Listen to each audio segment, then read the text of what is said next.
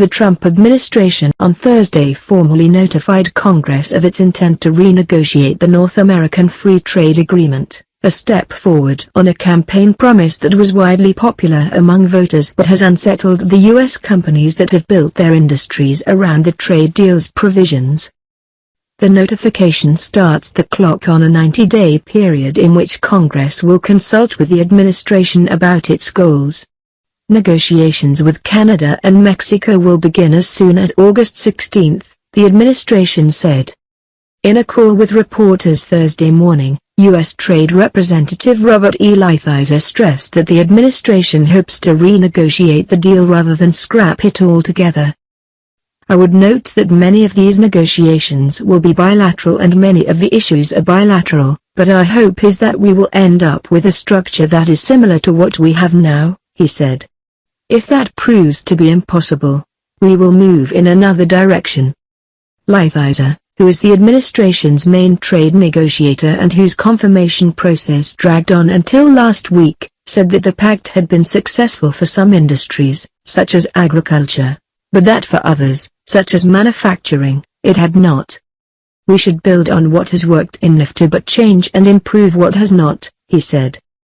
Ligthizer's statements Thursday morning offered few, if any, details on what specifically the administration hoped to change.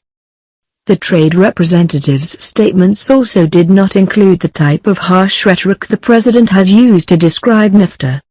Lighthizer focused on an effort to improve and update the deal, and he did not directly criticize the trade policies of Mexico or Canada. President Trump has derided NAFTA, on the campaign trail and in office, as a horrible deal for the United States, the worst trade deal maybe ever and a defective agreement.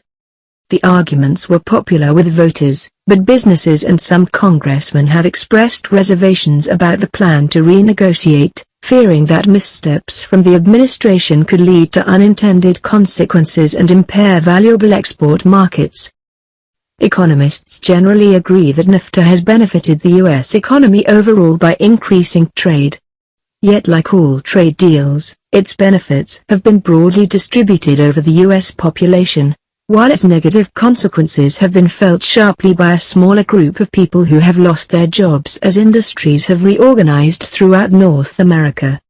Tom Donahue, President and Chief Executive of the U.S. Chamber of Commerce, said the group welcomed the opportunity to modernize NAFTA for the 21st century. If we all do our jobs well, the result will be a stronger agreement that spurs economic growth and job creation, not just in the United States, but across North America, he said.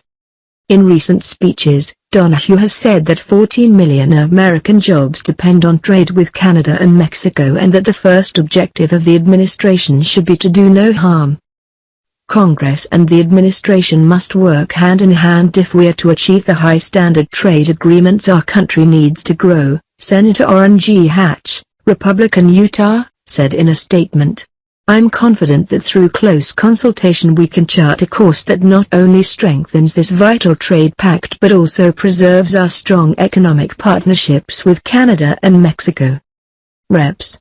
Richard E. Neal, D. Mass, and Bill Pascrell Jr., DNJ, called the Thursday announcement disappointing for those of us who believe that U.S. trade policy, and NAFTA, needs fundamental reform. The tone and substance of the letter cannot be squared with the statements the president made describing NAFTA as a disaster and the single worst trade deal the United States ever negotiated, the congressman said in a statement. The letter, on the other hand, emphasizes that the administration's goal is merely to improve and modernize NAFTA. Canadian Foreign Minister Chrystia Freeland emphasized in a statement that the trade agreement had resulted in economic growth and the creation of millions of jobs. We are steadfastly committed to free trade in the North American region and to ensuring that the benefits of trade are enjoyed by all Canadians, she said. In his remarks Thursday morning, Lighthizer noted that the deal was negotiated more than 23 years ago and was in need of updates. NAFTA does not contain regulations pertaining to e-commerce, and it lacks the tougher environmental standards and intellectual property protections of more recent trade deals.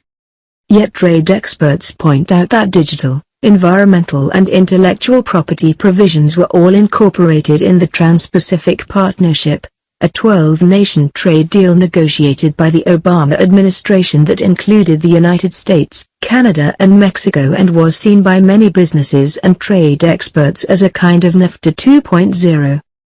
It remains to be seen whether many of the administration's goals for renegotiating NAFTA are drawn from provisions in the TPP.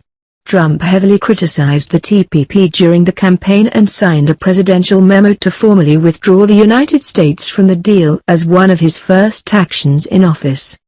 Business leaders are watching closely for more information on the administration's primary goals in negotiation.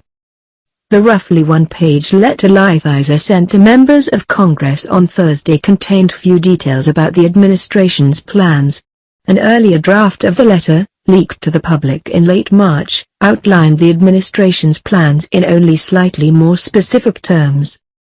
The U.S. Trade Representative is required by Congress to publish more detailed objectives at least 30 days before formal negotiations begin. The draft letter indicated a much more conventional approach to negotiation than many had expected, given Trump's fiery rhetoric about trade deals on the campaign trail.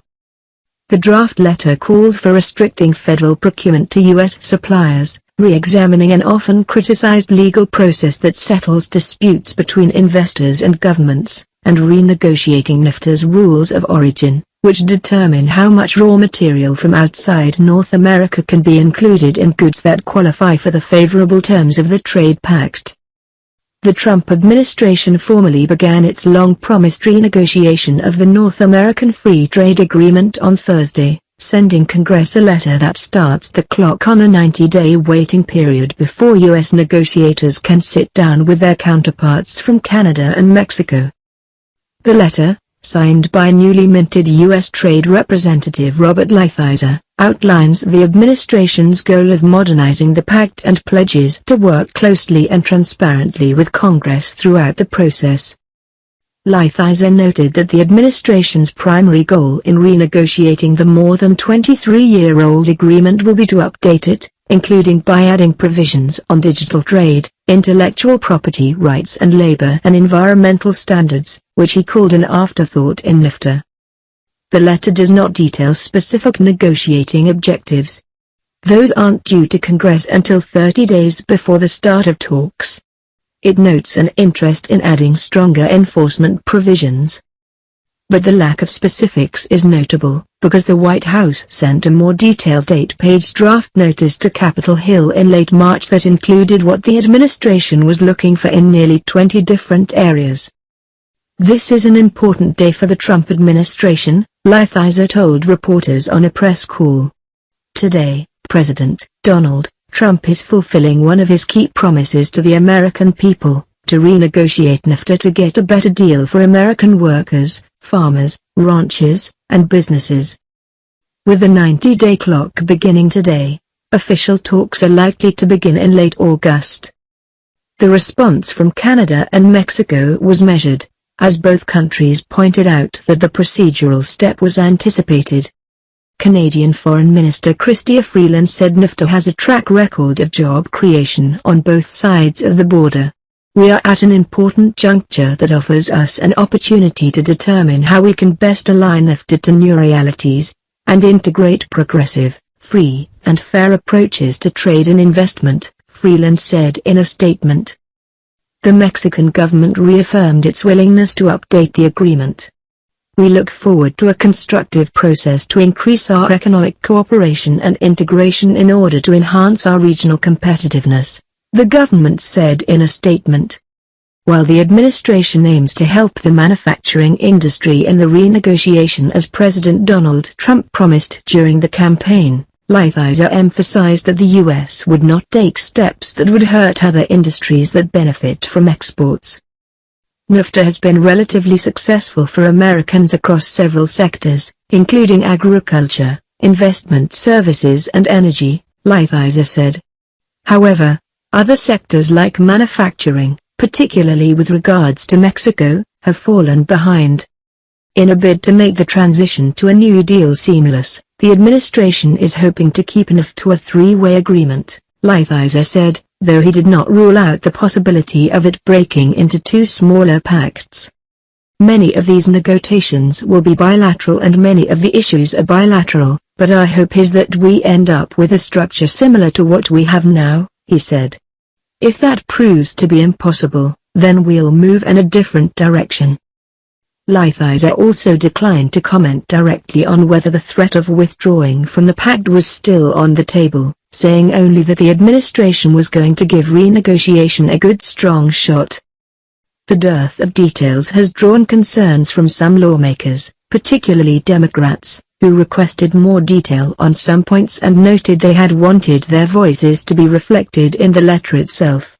On the other side of the aisle, Republican lawmakers are praising the administration for getting the ball rolling on renegotiation, and they agree with the notion that the pact should be modernized, though they are also careful to warn against changes that would disrupt supply chains or hurt industries that currently benefit from NAFTA.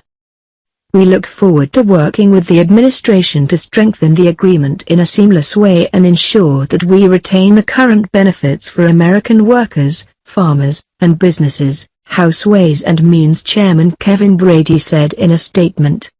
When U.S. officials do sit down with their Canadian and Mexican counterparts later this year, they will not have much time, as top Mexican officials have said they hope to finish by the end of the year because of presidential elections taking place in mid-2018.